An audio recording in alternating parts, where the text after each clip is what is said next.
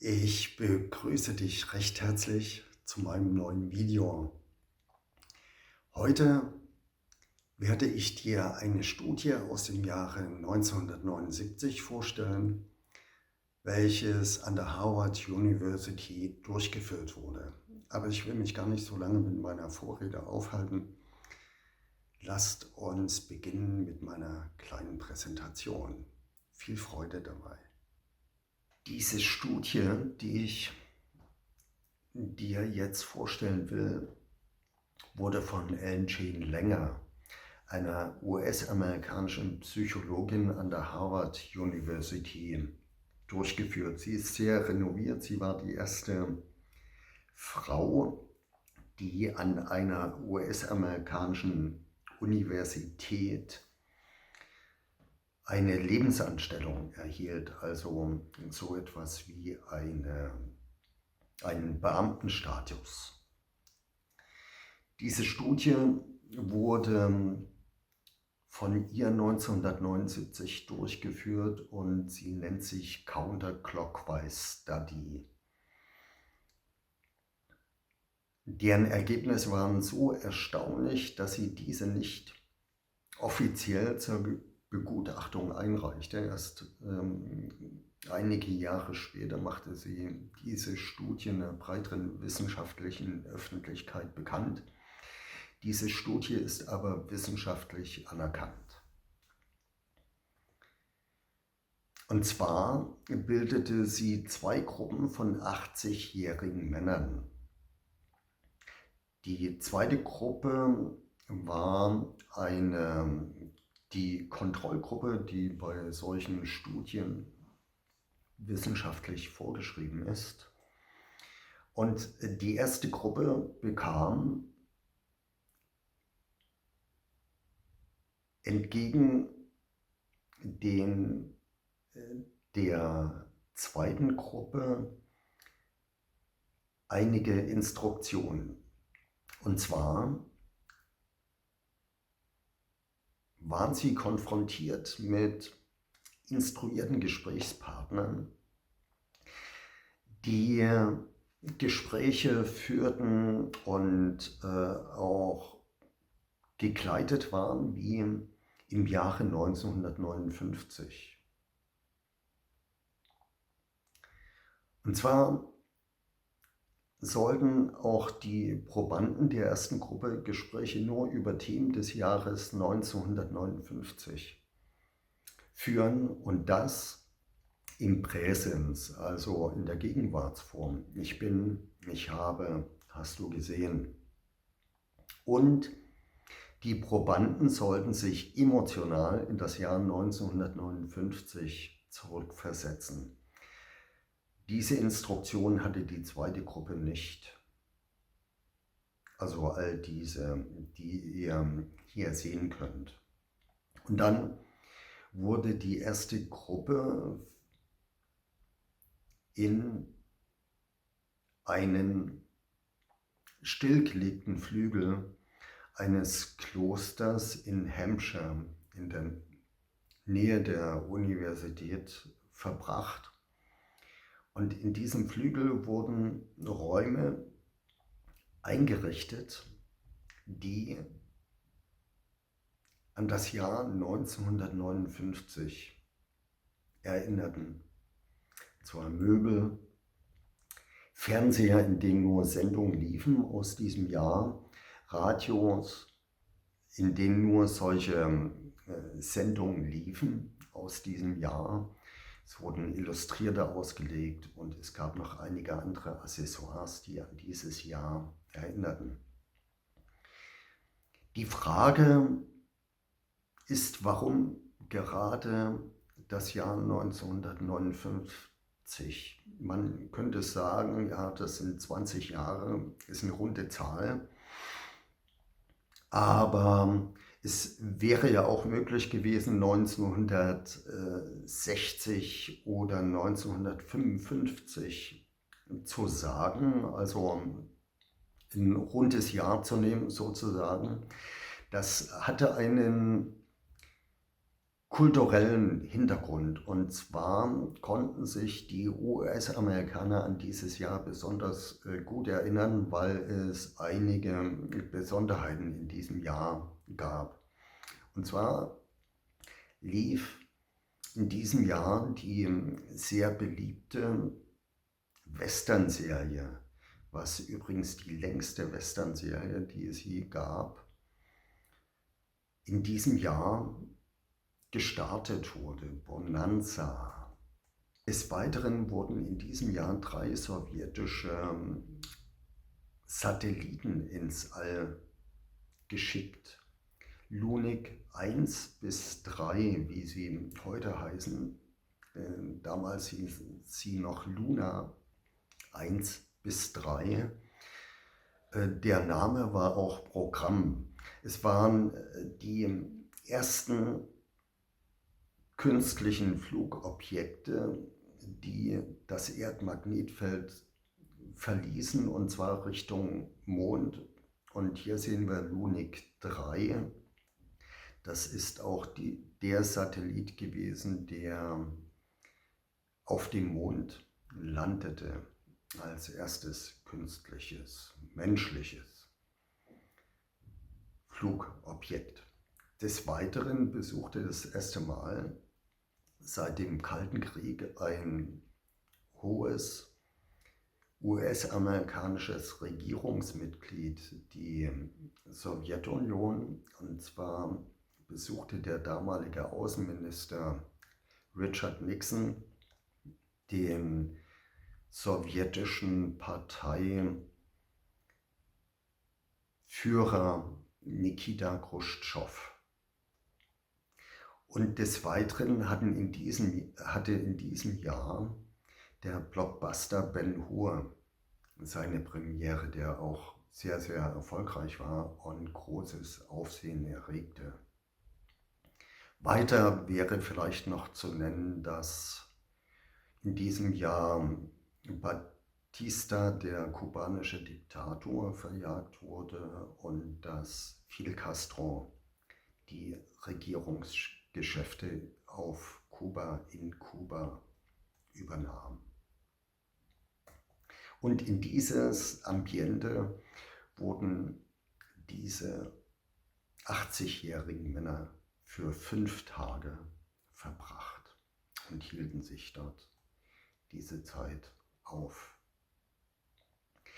Die Ergebnisse, die erstaunlichen, waren physische Verbesserungen. Und zwar dergestalt, dass sie eine aufrechtere Erscheinung hatten. Des Weiteren eine bessere Beweglichkeit,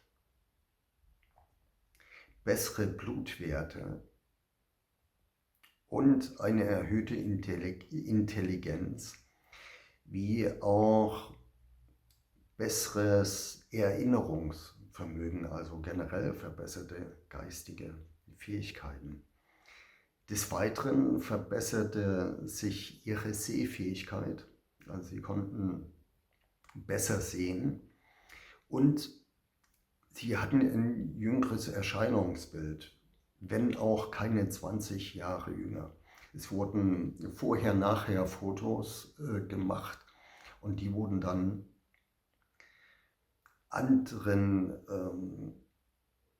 Leuten vorgelegt und die sollten dann auswählen, welches Bild früher gemacht wurde, und sie wählten immer das nach der Studie aufgenommene Foto aus. Und die Probanden hatten keinen Bedarf einer Gehhilfe mehr. Man bedenke, dass einige der Probanden mit Hilfe nur dahin kommen konnten. Also sie hatten Begleiter, Krankenschwestern oder Familienmitglieder, die sie noch führten, die Richtung angaben, zusätzlich zu ihrer Gehhilfe. Und das Erstaunliche war, dass sie sogar Fußball spielten, wenn es auch nur eine Art Kontaktfußball war. Also einfacher Art, sie stießen dann den Ball weg und das ohne Gehhilfe. Und man bedenke, dass bei dieser Aktion man ja kurzzeitig auf einem Bein steht. Das heißt, man braucht ein erhöhtes Koordinationsvermögen, höher als das, was man braucht, wenn man an eine Gehhilfe gewöhnt ist. Und der Alterungsprozess wurde nicht nur gestoppt, sondern umgekehrt. Welche Erkenntnisse ergeben sich daraus?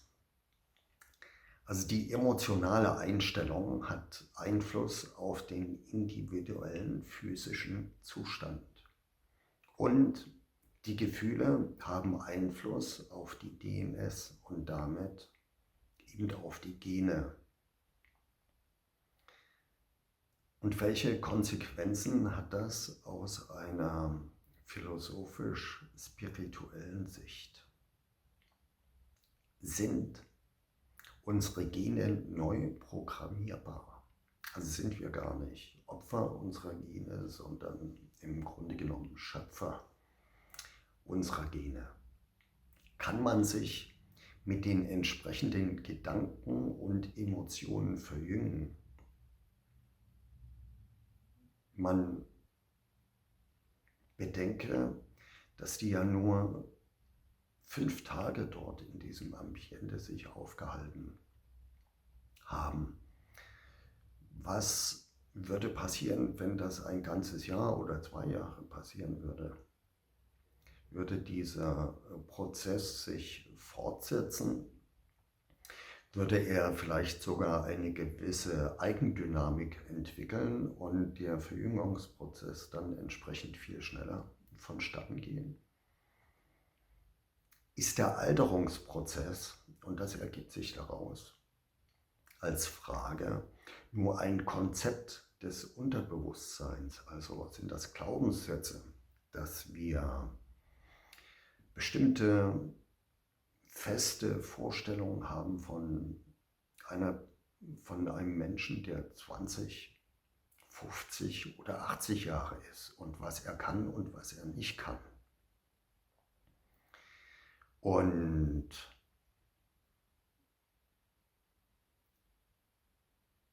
ist damit auch das Leben verlängerbar?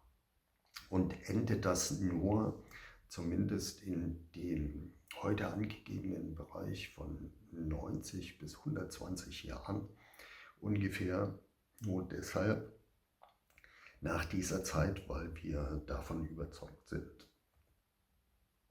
Und ist unser Körper nur ein Ausdruck unseres Denkens?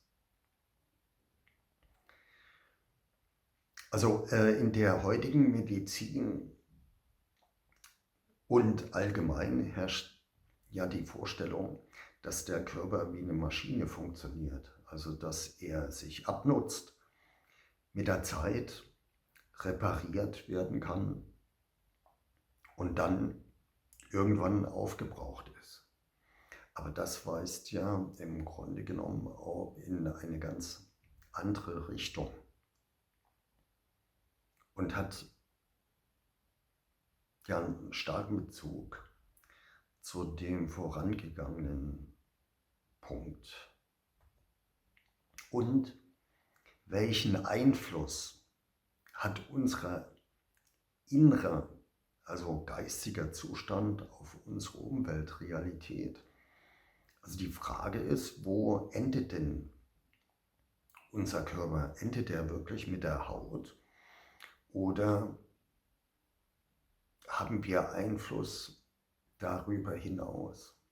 Also laut Quantenphysik ist ja alles Energie und die Energie, die hat ja eine ganz andere Reichweite und einen viel größeren Einflussbereich, als es Materie hat.